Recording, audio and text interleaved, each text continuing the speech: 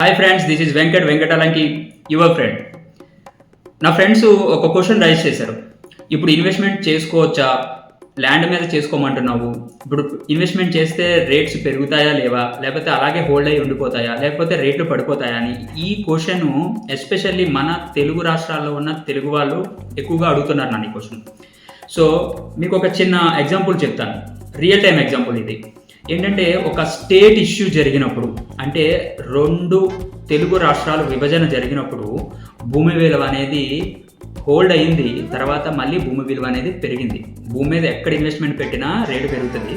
కొన్ని ప్రాంతాల్లో ఎక్కువగా పెరుగుతుంది, కొన్ని ప్రాంతాల్లో తక్కువగా పెరుగుతుంది. ఒక స్టేట్ ఇష్యూ జరిగినప్పుడు కూడా భూమి విలువ ఆగలేదు, పడిపోలేదు, రేట్స్ అనేవి ఇంక్రీజ్ అయ్యాయి.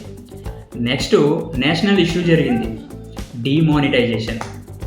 డబ్బు రియల్ ఎస్టేట్లో క్యాష్ లేకుండా ఏ పని అవ్వదు, అది మీ అందరికీ తెలిసిన విషయమే. అయితే మరి డిమానిటైజేషన్ జరిగినప్పుడు కూడా రియల్ ఎస్టేట్ పడిపోతుందేమో, వాల్యూ తగ్గిపోతుందేమో, మనం పెట్టిన ఇన్వెస్ట్మెంట్లు హోల్డ్ అయిపోతాయేమో అని చాలామంది భయపడ్డారు. మరి ఏమైంది?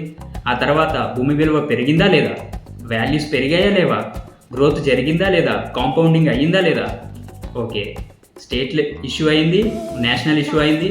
ఇప్పుడు మీకు ఇంటర్నేషనల్ ఇష్యూ కూడా చెప్తా. 2020 కరోనా ఇంటర్నేషనల్ ఇష్యూ. అరే బతుకుతామా లేదా అనే క్వశ్చన్ మార్క్లో కూడా చాలామంది ఉన్నారు, అవునా కదా? దానికి డబ్బుతో సంబంధం లేదు, పేదతో సంబంధం లేదు, మొత్తం అతలా కొతలం చేసి పడేసింది. ఎంతోమంది ఉద్యోగాలు కోల్పోయారు, ఎంతోమంది బిజినెస్లు లాస్ అయిపోయారు.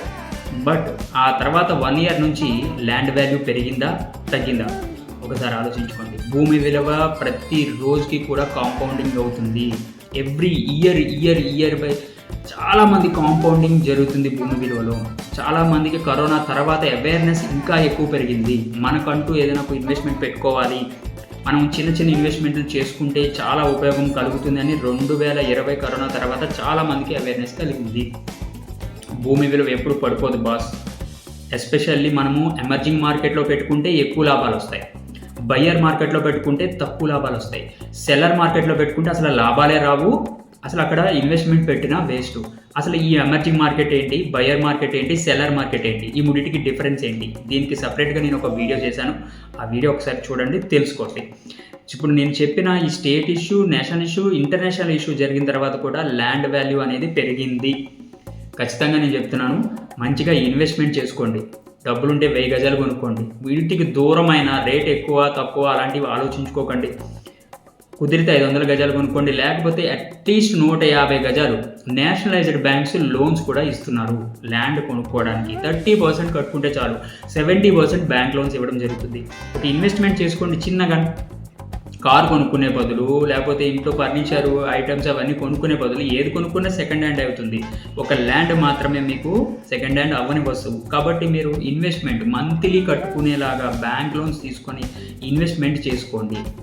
ల్యాండ్ అనేది కాంపౌండింగ్ అవుతుంది, సెక్యూరిటీ ఇస్తుంది.